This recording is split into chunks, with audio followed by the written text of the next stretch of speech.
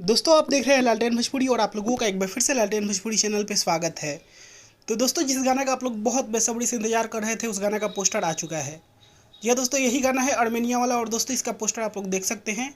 गाना को रिलीज किया जाने वाला है VYRL भोजपुरी से और दोस्तों गाना का पोस्टर देखकर दिल खुश हो गया।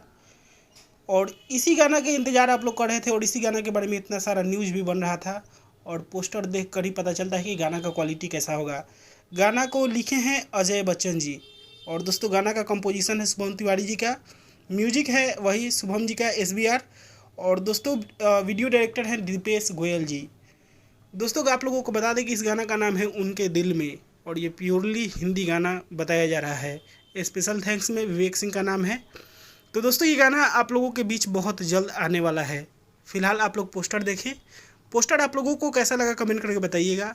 और दोस्तों मेरा तो एकदम दिल खुश हो गया इस गाने के पोस्टर को देख के। आप लोग भी कमेंट करके बताइएगा। और इसी के साथ मैं इस वीडियो को यहीं पे खत्म करता हूँ। आप लोग इस वीडियो को लाइक करिएगा, शेयर करिएगा। मैं मिलूंगा आप लोगों से एक नए वीडियो में, तब तक के लिए जय हिंद, जय भोजपुरी।